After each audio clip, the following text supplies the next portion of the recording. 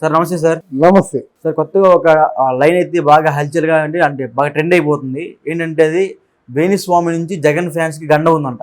అసలు ఏంటి అసలు గండం?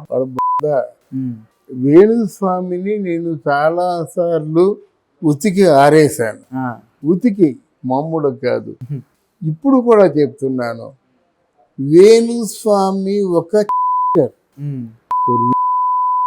డబ్బున్న వాళ్ళ దగ్గర జలగల రక్తాన్ని పీల్చుకునే ఎవరు? వేణుస్వామి అండి. ఓకే, వేణుస్వామి అంటున్నాను.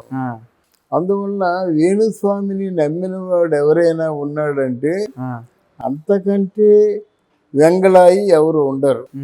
ఇదేం చేశారంటే ఒక జాతకరత్న మిడతం బొట్లు అని ఒకటి ఉంటుంది, అది చెప్పాలి. ఆ జాతకరత్న మిడతం బొట్లు పెద్ద జ్యోతిష్యుడు అయిపోయాడు. అదేంటంటే వాడికేదో యోగం ఉంది, అందుకనే ఇప్పుడు నా చేతిలో ఏముందో చెప్పంటే వాడికి సైకలాజికల్గా చెప్తారన్నమాట. పెన్ను ఉందని చెప్పి ఓహో మీరు స్వామి అంటారు. అలాగా సైకాలజీ తప్ప ఇక్కడ జ్యోతిష్యం ఏమీ లేదు. జనం ట్రెండ్ని గుర్తించి ఎప్పటికప్పుడు ఆయన ఆ మాట ఘంటాపదంగా చెప్తాడు.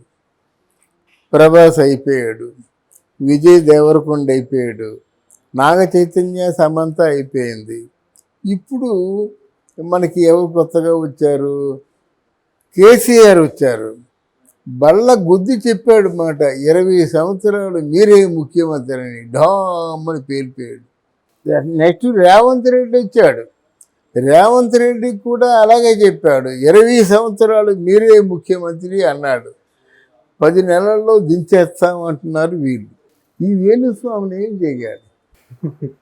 ఏం చేయాలి? ఆయనకేమైనా బుద్ధి జ్ఞానం ఉందా? పోనీ ఎవరైనా వెళ్ళినట్టయితే మీడియా వాళ్ళు సరిగ్గా అడగరు.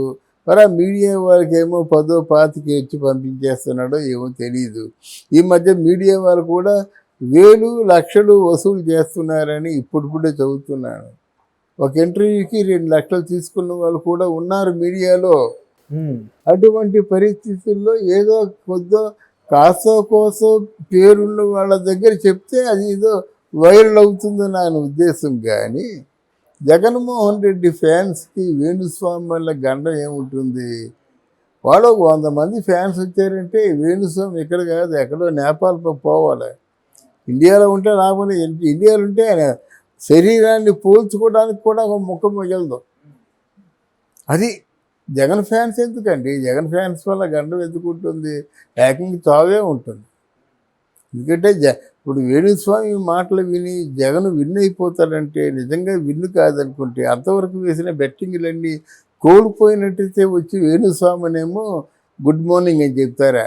నష్టపోయిన వాళ్ళు జగన్మోహన్ రెడ్డి ఫ్యాన్స్ అందరూ వచ్చి గుడ్ మార్నింగ్ అంకుల్ అవ్వాలి అని మా పళ్ళు ఏదో మంచి కొత్త షాలువులు కప్పుతారా ఆయనకి? మక్కలు ఎరగొట్టేస్తారు, పళ్ళు రాలగొట్టేస్తారు, కళ్ళు పీకేస్తారు, నాలుగు కోసేస్తారు. ఎందుకంటే నాకు అంత కసిగా ఉంది. నీకు జ్యోతిష్యం ఏమి తెలుస్తా బాయ్? నువ్వు జ్యోతిష్యం గురించి చెప్తావు. జ్యోతిష్యం అనేది ఏమిటో జ్యోతిష్యం తెలిసిన వాళ్ళకి తెలుస్తుంది. అది కూడా జ్యోతిష్ శాస్త్ర మంత్రశాస్త్రం ఉంది, జ్యోతిష్ శాస్త్రం ఉంది. వరహమిహిరుడు అనే ఆ విషయం కూడా తెలియదు. వరహమిహిరుడు అనే ఆయన వల్ల మనకి జ్యోతిష్యం పుట్టుకొచ్చింది. ఆయన ఎక్కడి నుంచి వేదాల్లోంచి వచ్చిందే జ్యోతిష్యం. దానికి ఘడియలు విఘడియలు అన్నీ కరెక్ట్గా ఉంటే చెప్పగలడు. నక్షత్రం అంటే గంటలు నిమిషాలు ఘడియలు విఘడియలు ఇవన్నీ కరెక్ట్గా ఉంటే దాని ప్రకారంగా కొంత చెప్పగలరు. అంతేగాని జ్యోతిష్యం నిజమైపోతుందని ఎవరు చెప్పరు.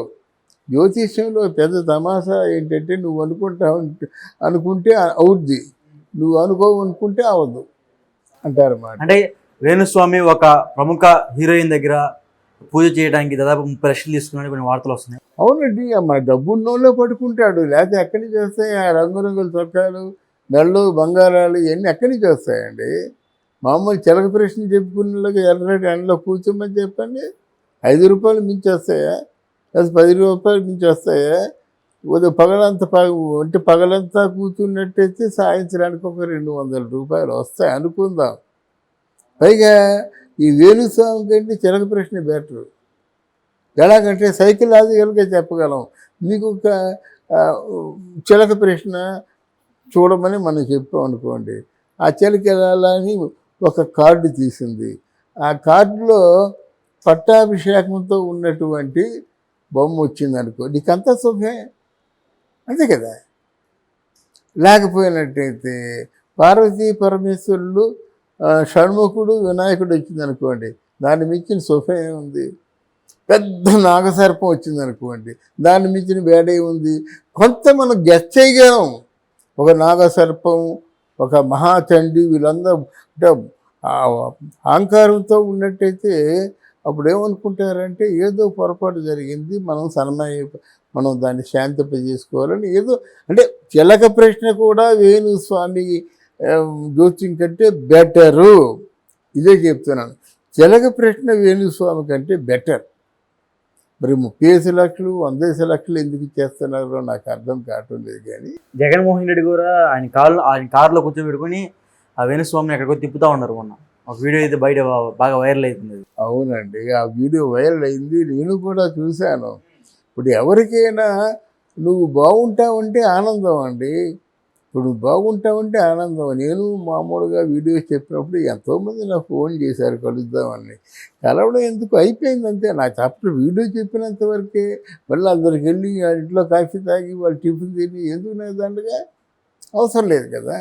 అందువల్ల ఇది కేవలం వ్యాపార లక్షణాలతో చేస్తే జరగదు. ఇంకొక విధంగా చెప్తాను జ్యోతిష్యాన్ని. ఎన్టీ రామారావు గారి ఇంటికి కొండరాజులు వచ్చేవాళ్ళు. వాళ్ళు శక్తికి పూజ చేసి ఇంట్లోకి వస్తారు. ఎన్టీ రామారావు గారి దగ్గరికి వస్తారు. ఆయనకు అంటే కళ్ళారా చూశాడనమాట. అయ్యా భిక్ష వెయ్యండి అంటూ జోలి చూపిస్తారు. భిక్ష అంటే వాళ్ళ దృష్టిలో ఎంతో కొంత 5ో 10ో ఇవ్వమని. ఈ 5ో 10ో వేసినప్పటికీ అందులో పాము కనిపిస్తుంది. ఏమిటి స్వామి అనేసరికి అబ్బే ఏమీ లేదని దులుపుతారు. ఇలాగొచ్చి నమస్కారం పెడతారు. వాళ్ళు ప్రతి నమస్కారాలు పెడతారు. ప్రతి నమస్కారాలు పెట్టగానే కొండరాజు ఉంగరాలను పట్టుకుంటాడు. ఇలా తీసేసరికి ఉంగరాలు మాయ అయిపోతాయి.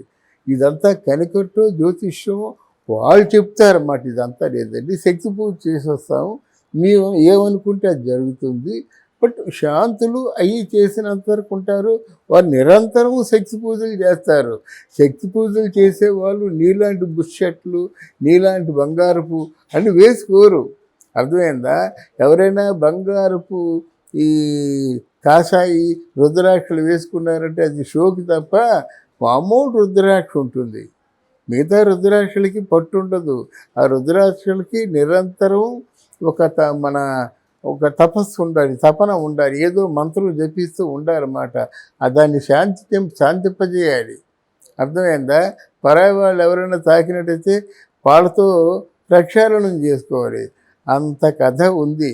మరి ఈయన వచ్చేసి నోటుకు వచ్చినట్టు చెప్పేసి 30 లక్షలు 40 లక్షలు దండేసుకొని కోట్ల మీద కోట్లు సంపాదించి తీరా చూస్తే జగన్మోహన్ రెడ్డి తాలూకు ఫ్యాన్స్ వల్ల గండ ఉందని మరి చాలా దాన్ని ఏమిటంటే హాస్యాస్పదం.